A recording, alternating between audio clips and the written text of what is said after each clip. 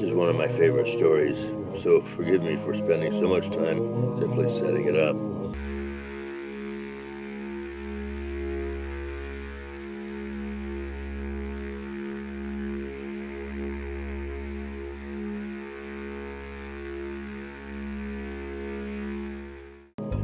You know, after 8.5, my life changed dramatically. I think that was because it was so well received in the States. For one thing, I had a lot more money.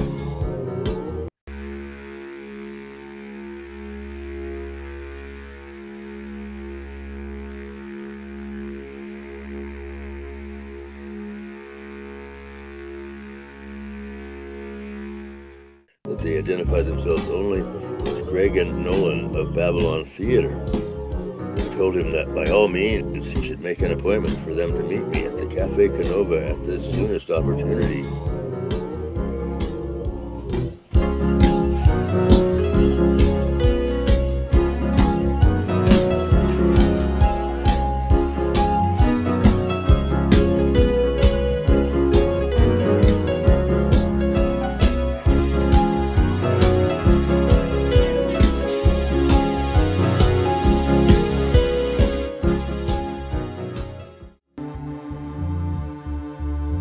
From the late 60s on, there were certain European magazines that focused on popular culture, sometimes including American, which I would look at while having my hair cut in a salon near where I lived in Rome. They kept subscriptions to these for the convenience of their clients. A friend of mine, a freelance writer also living in Rome, whose work sometimes appeared in those publications, regularly went to this same barber, and we would often meet there. In the summer of 1976, he was away for a few weeks, on holiday, traveling across the states from coast to coast. When I next saw him in the salon, he told me about an amazing experience he had in Salt Lake City, which at the time was primarily known to us as the center of the Mormon religion, which had been making inroads on the continent in recent years. On the second of his 2 nights there, his host, a theater critic for one of the city's 2 daily newspapers, had said that he absolutely must see a club performance by a group which my friend recalled had a name something like Babylon Players. He wasn't exactly sure, but he became increasingly excited as he tried to recall to me their performance. He said there were 4 men in the group. They were relatively casual in their dress, like what you might expect from club comics. They sat on stools, each with a microphone, and together gave a performance which was part storytelling and part stand-up comedy. There were a number of distinct scenes or skits which seemed to begin and end rather abruptly and without an explanation from the group. They all played multiple characters, using at most slight changes of voices or accents to distinguish them, but unaided by costumes or movement about the stage. There were no accompanying tech cues or any other traditional theatrical embellishments. Everything audible was from their own voices or what they could do with their hands. Props were minimal and handheld. He could recall things such as paper lunch bags, plastic toy guns, and authentic-looking drug paraphernalia.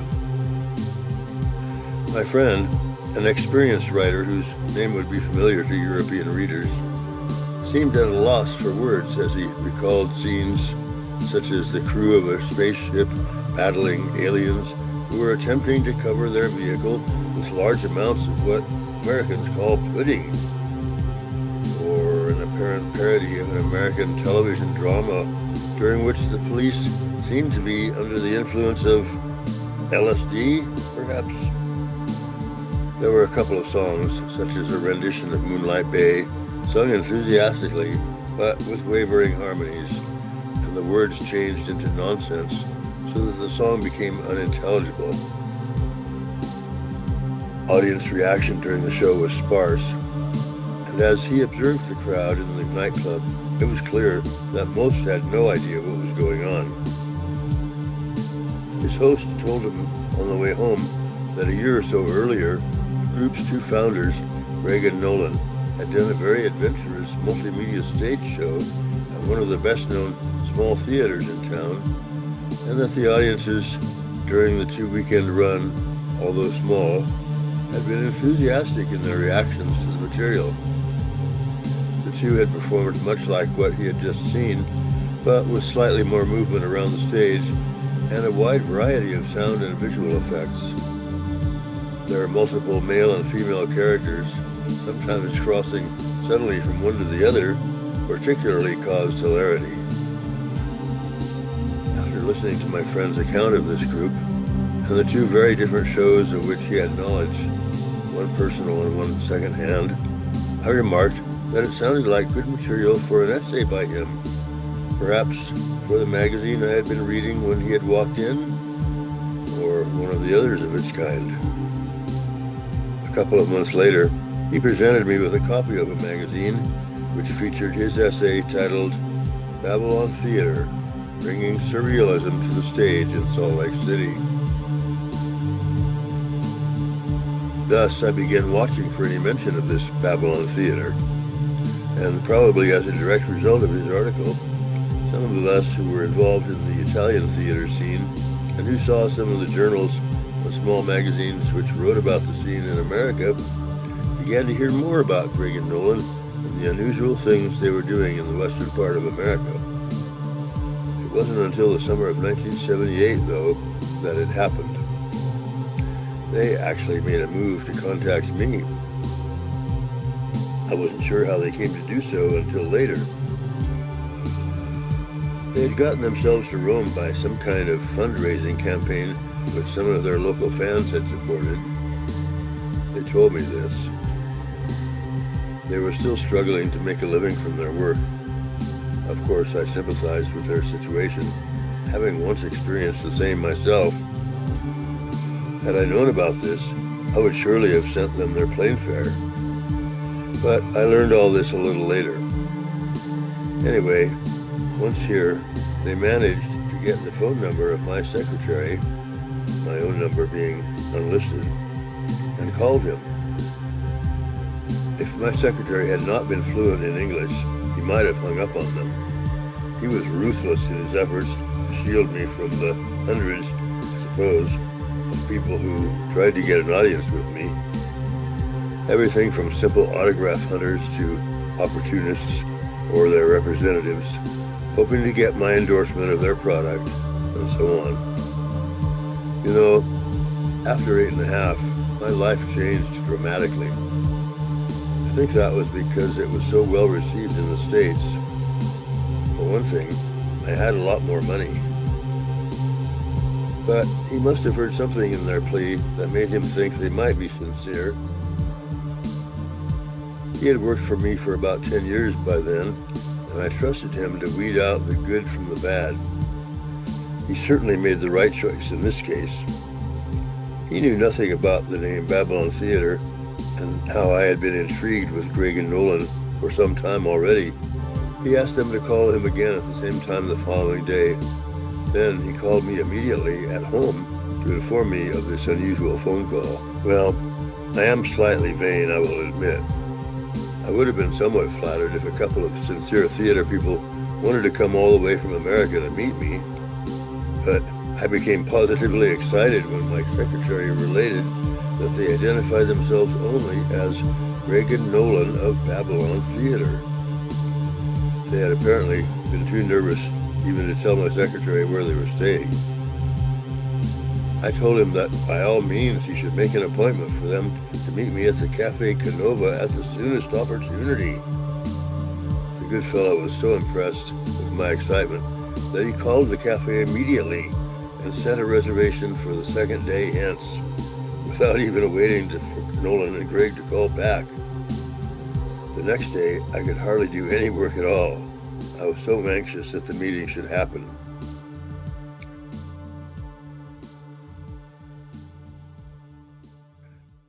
This is one of my favorite stories so forgive me for spending so much time simply setting it up.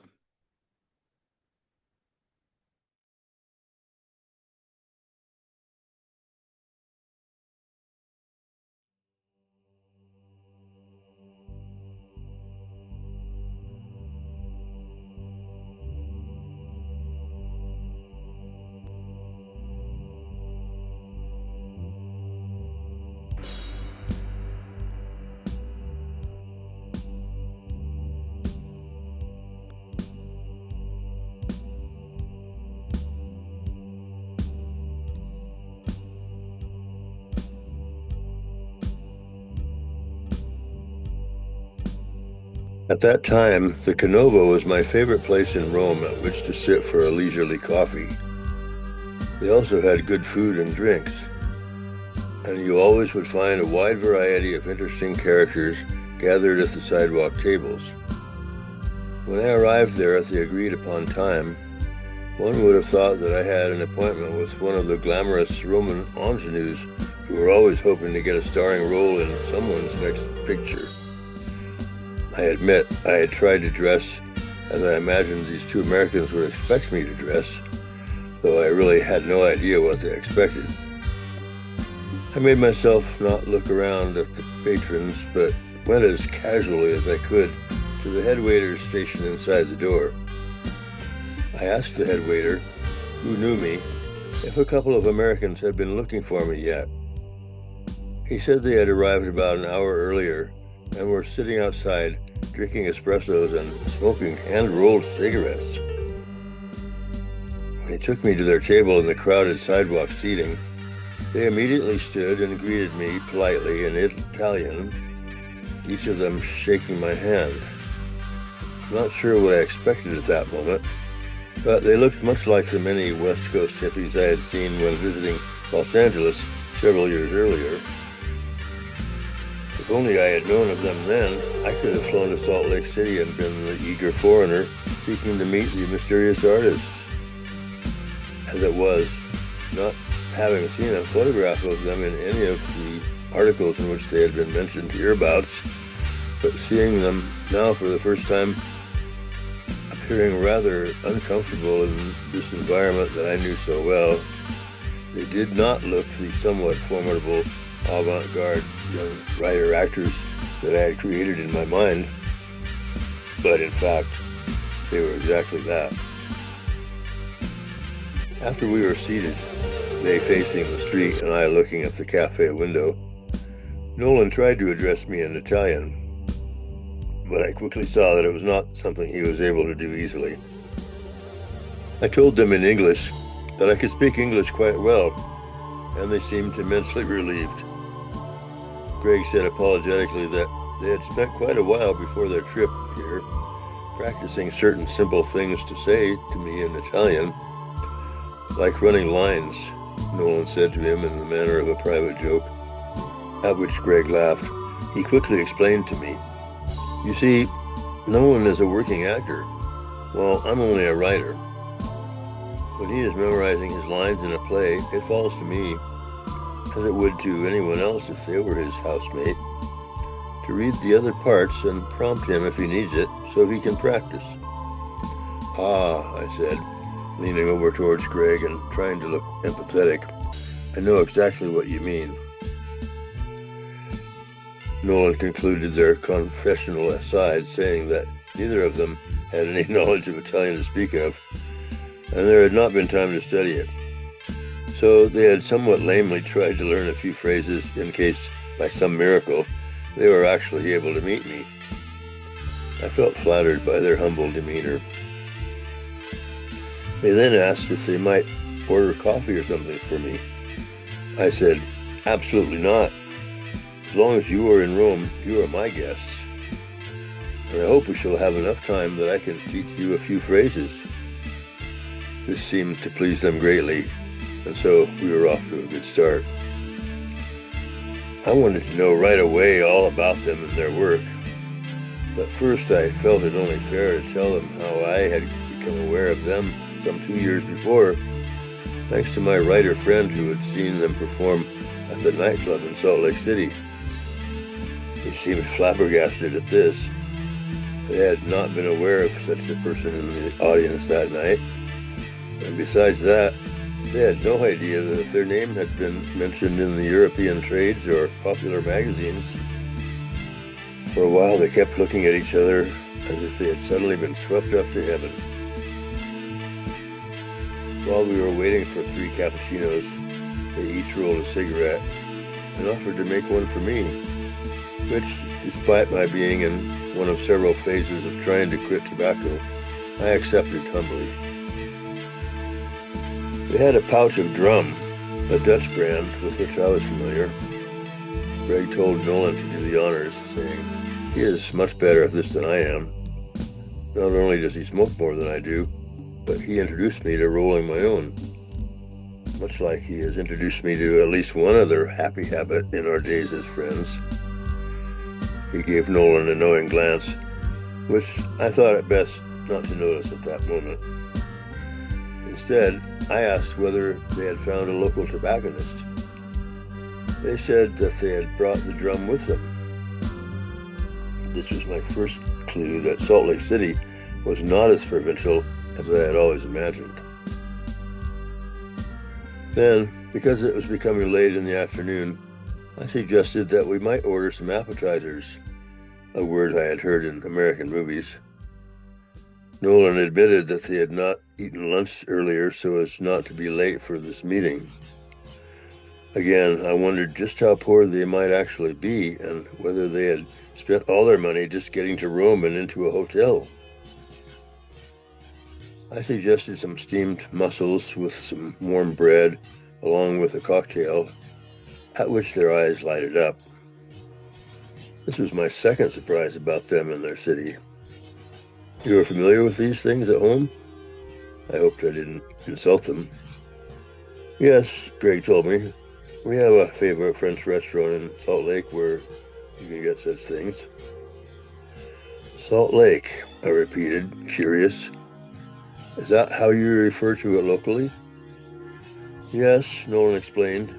"Most people, in the West at least, know what you mean when you simply call it Salt Lake." "The West," I repeated his words again. "You refer to the Western United States as the West. I can see that if I spend much time with you two, I will greatly improve my American vocabulary. Then I'll really impress people with my worldliness." I was relieved when they laughed at this. When our waiter responded to my signal, I ordered steamed mussels for 3, as well as a whiskey and soda for me, and whatever my friends will drink also. If I recall correctly, Greg requested a gin and tonic and Nolan a martini. As we smoked and then began enjoying our snack, another favorite American term of mine, I again wondered to myself, have these young men spent most or all of their capital bringing themselves to Rome to see me? When they return home, are they going to find their resources expended? I knew then what I must do. "So," I said as they both were eating their steamed mussels, "where are you staying?" They named a hotel, which I knew was very cheap, and which I won't identify here because I told them I thought it was a dive and a ripoff, using yet more of my Americanisms. "I would love it if you would accept the hospitality of my home."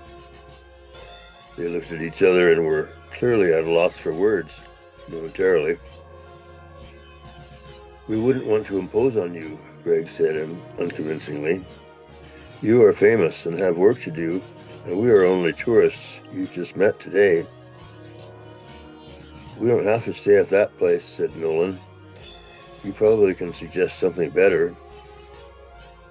I leaned forward and said in stern tones, "I hope you boys write better lines than that in your plays. I don't buy what either of you just said." I then leaned back in my chair and downed the rest of my second whiskey soda. This time they looked at each other. They burst out laughing. "I can hear Glenn saying, 'Weak, that's weak, people,'" said Greg. "You know how I feel about you, Greg, but you're wrong. Nolan replied. Who was that you were quoting? I asked. A teacher? Yes, our drama coach in high school. We were his favorites.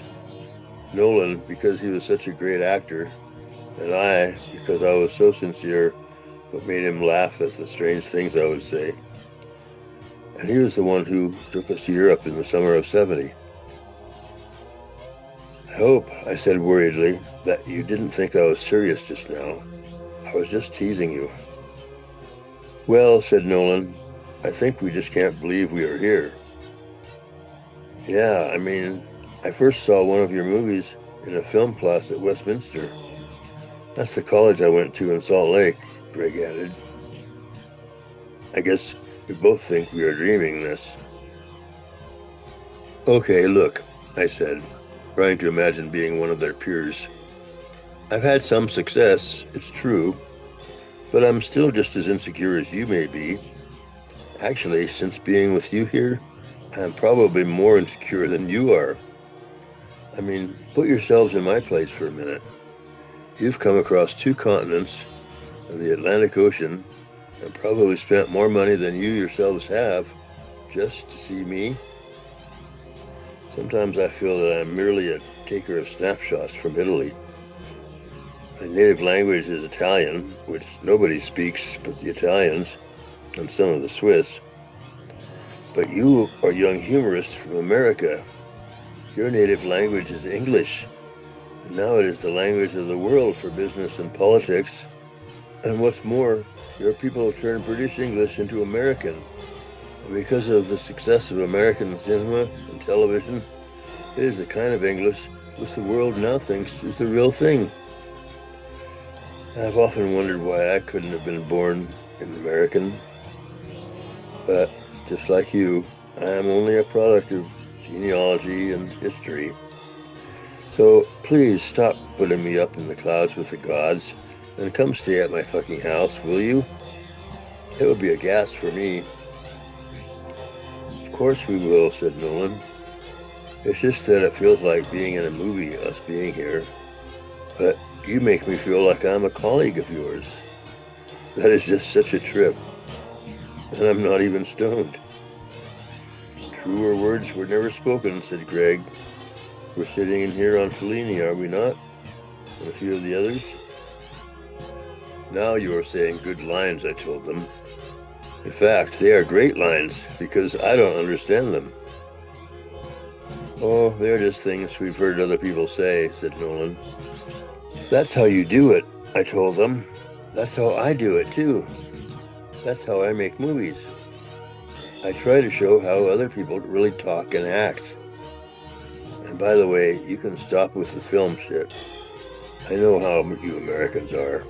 You are afraid we Europeans look down on you because our history is so much longer than yours. So you try to sound like you are so hip and use all the sophisticated terms. I make movies. Just movies. Life is like an escalator ride. We are all going to the next story. Hey, that's pretty good. So if I'm higher up on the escalator than you are, it's only because I got on it a little sooner. That's no accomplishment. I'm just older than you are. But I'll tell you something, you hotshot Americans, and it's no bullshit either, or anything like that. I'm the one who is in awe of you. I feel like saying to you, will you please let me be your assistant so I can learn how you do what you do? I'm out of ideas. I want to learn how Nolan and Greg do it. It's magic, said Greg. Just verbal magic. That's all. I reached across the table and shook his hand. Bravo! You are wonderful. And you too, I said to Nolan, taking his hand with my other. You are Babylon Theater. Do you know how many people have tried to be Babylon Theater? I think there are a few in our town alone, said Greg. So why can't they do it?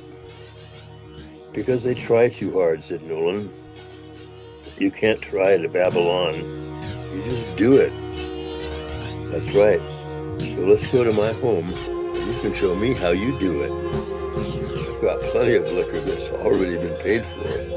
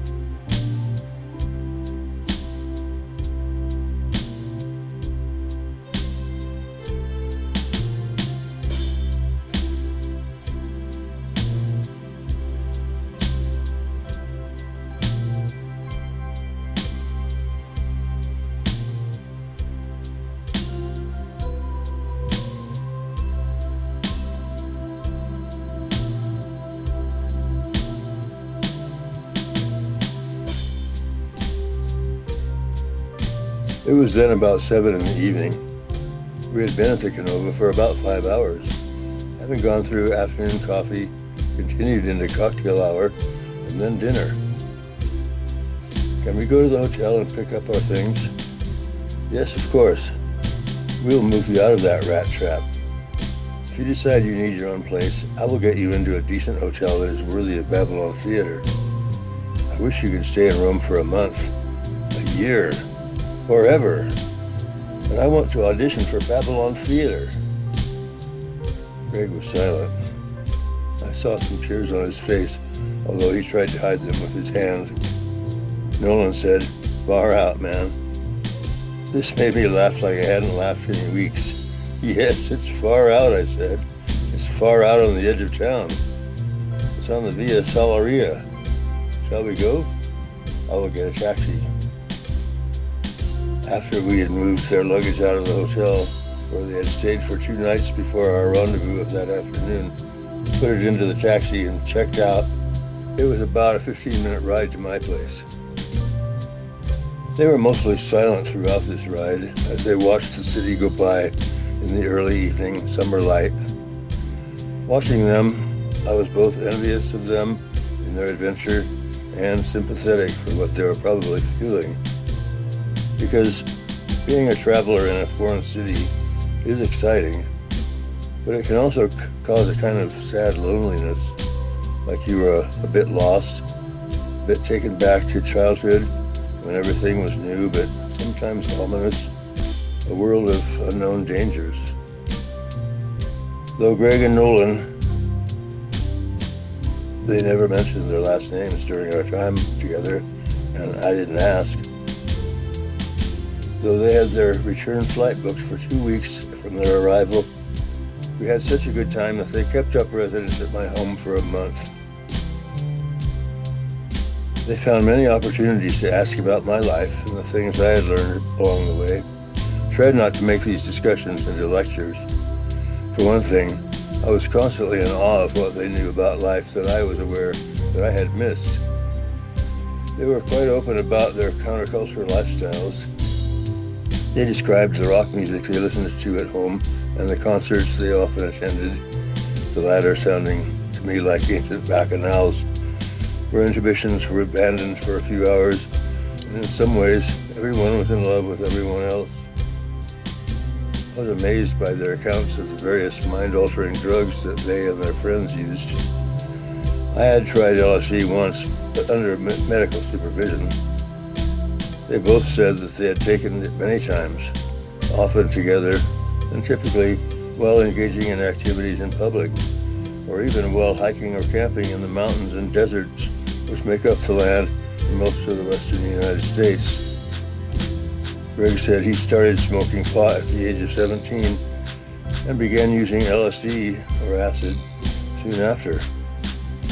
He said Nolan had turned him on to pot when they were both working in a high school play, Nolan having used it for much longer. In fact, their friendship and eventually Babylon Theater itself had been born out of using these psychoactive drugs together. I had been familiar with marijuana most of my life because of my love of jazz clubs and the musicians who worked in them.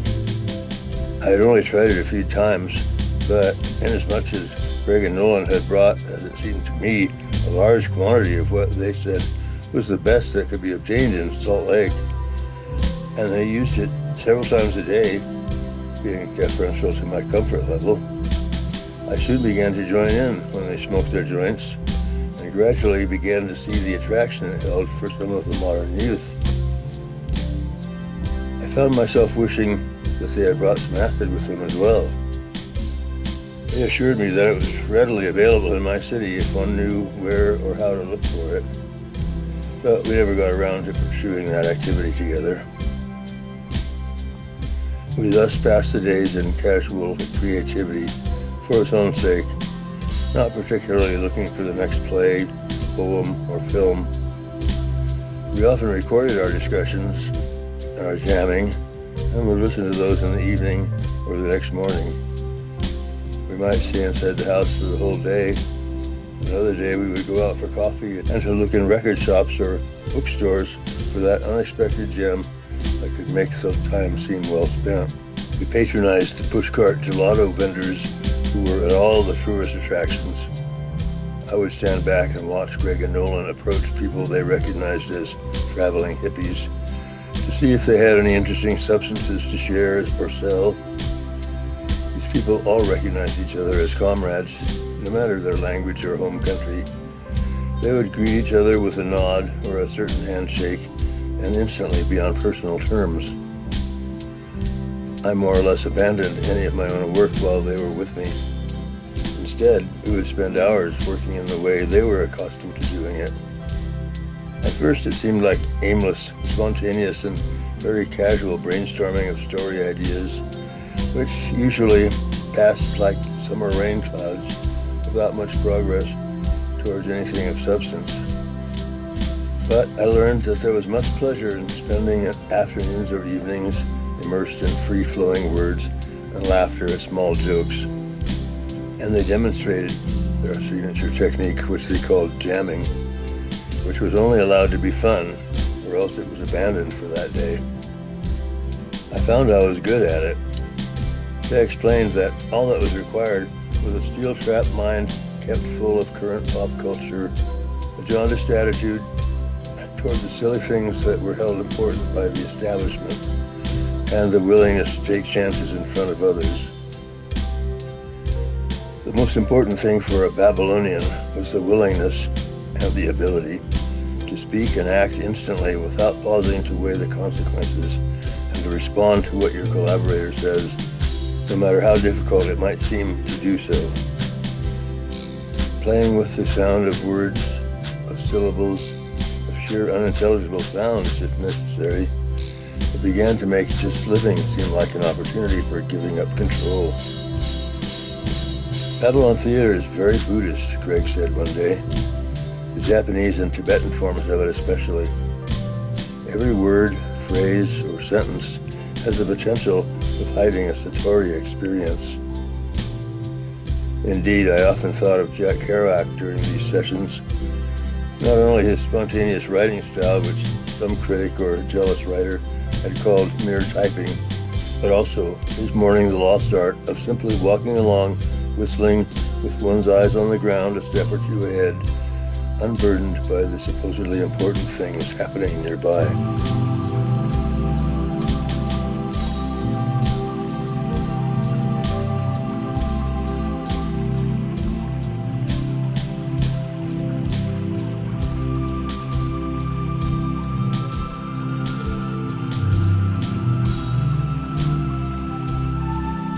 These then are some of my memories of that time I spent with Greg and Nolan, and although I have spoken to them many times since then, and we have helped each other in our work, I have always remembered that magical month in Rome, which somehow changed me for the better.